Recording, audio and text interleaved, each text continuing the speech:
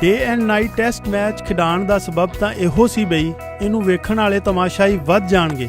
Dubai ਦੇ ਵੱਡੇ ਸਾਰੇ ਗਰਾਊਂਡ ਵਿੱਚ ਪਾਕਿਸਤਾਨ ਤੇ ਵੈਸਟ ਇੰਡੀਜ਼ ਦੀਆਂ ਟੀਮਾਂ ਵਿਚਕਾਰ ਮੈਚ ਸ਼ੁਰੂ ਹੋਇਆ।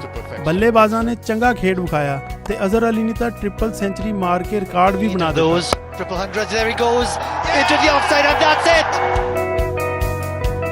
ਉਹ ਹਨੀਫ ਮੁਹੰਮਦ, ਇੰਜ਼ਮਾਮੁਲ ਹਕ ਤੇ ਯੂਨਸ ਖਾਨ ਮਗਰੋਂ 300 ਰਨ ਬਣਾਉਣ ਵਾਲੇ ਪਾਕਿਸਤਾਨ ਦੇ ਚੌਥੇ ਖਿਡਾਰੀ ਬਣ ਗਏ।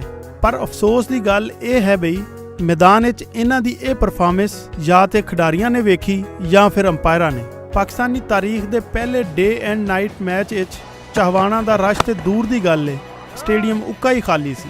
ਇਹ ਇਸ ਗੱਲ ਵੱਲ ਇਸ਼ਾਰਾ ਹੈ ਵੀ ਚਮਚਮ ਕਰਦੀਆਂ ਬੱਤੀਆਂ ਬਾਲਣ ਤੇ ਗੁਲਾਬੀ ਗੇਂਦਾਂ ਨਾਲ ਗੱਲ ਨਹੀਂ ਜੇ ਬਣਨੀ। ਜੇ ਟੈਸਟ ਕ੍ਰਿਕਟ ਨੂੰ ਵਧਾ ਦੇਣਾ ਹੈ ਤਾਂ ਪਿੱਚਾਂ ਚੰਗੀਆਂ ਬਣਾਓ, ਨਾਲੇ ਬਰੋਬਰ ਦੀਆਂ ਟੀਮਾਂ ਵਿਚਕਾਰ ਮੁਕਾਬਲੇ ਕਰਾਓ। ਜੇ ਤੁਸੀਂ ਇੰਜ ਨਹੀਂ ਕਰ ਸਕਦੇ ਤਾਂ ਘੱਟੋ ਘੱਟ ਪਾਕਿਸਤਾਨ ਵਿੱਚ ਇੰਟਰਨੈਸ਼ਨਲ ਕ੍ਰਿਕਟ ਦੇ ਪ੍ਰਤਾਪ ਦਾ ਯਤਨ ਤਾਂ ਕਰੋ, ਤਾਂ ਜੋ ਸਾਡੇ ਗਰਾਊਂਡ ਇੰਟਰਨੈਸ਼ਨਲ ਕ੍ਰਿਕਟ ਨੂੰ ਤਰਸੇ ਹੋਏ ਚਾਹਵਾਨਾਂ ਨਾਲ ਭਰ ਜਾਣ। Bit of adventure, 50 partnership.